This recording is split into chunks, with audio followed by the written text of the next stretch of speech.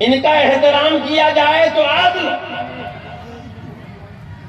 انسلٹی کر دو ظلم، ہر چیز کو جگہ پہ رکھنا عدل انصاف۔ ٹوپی ہے سر پہ رکھنے کی چیز ہے، سر پہ رکھی ہے تو اس ٹوپی کے ساتھ انصاف ہو رہا ہے۔ اگر اس ٹوپی کو میں پیر میں لگا لوں، پیروں میں لگاؤں تو اس ٹوپی پہ ظلم ہوگا۔ جوتا چپل پیروں کے نیچے رکھنے کی چیز ہے، اگر اسے میں سر پہ رکھ لوں تو یہ جوتا چپل پہ ظلم ہے۔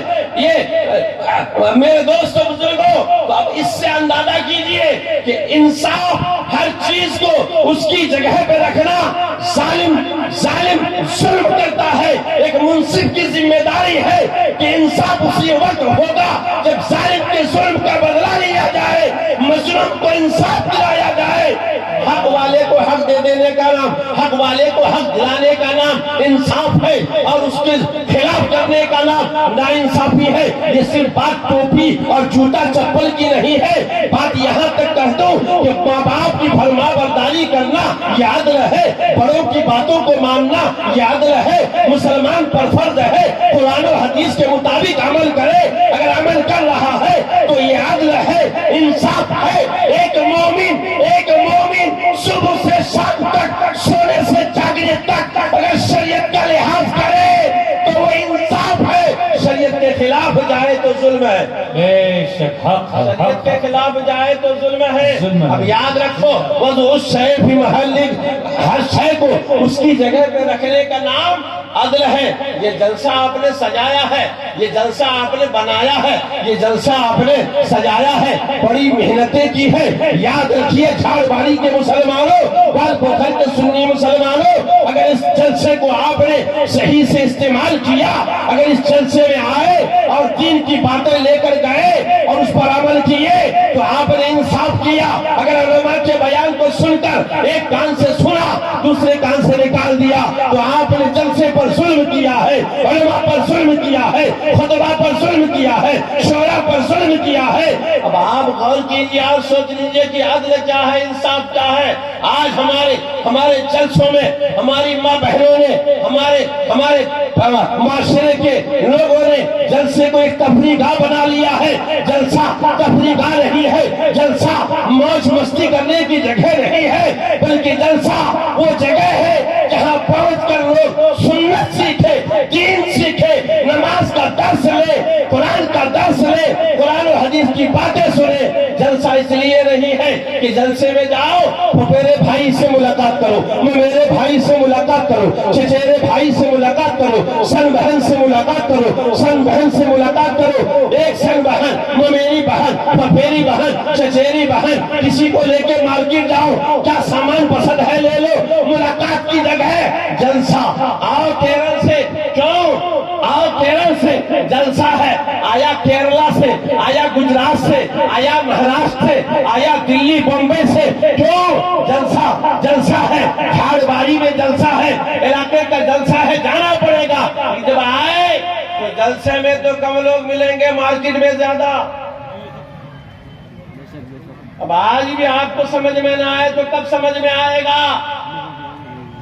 ملک کے حالات کس طرح بگڑ رہے ہیں، اسلام اور مسلمانوں کے خلاف کس طرح سازشیں رچی جا رہی ہے، کیا آپ نہیں سن رہے ہیں؟ آج بھی گوشت ہٹی میں بھیڑ ہم لگا رہے ہیں، ایک ہفتے میں اگر 2-3 روز گوشت نہ آئے، شب برات کے موقع پر گوشت نہ آئے تو ہماری ماں بہنیں ظلم ڈھاتی ہے، گھر کا ماحول خراب کر ڈالتی ہے۔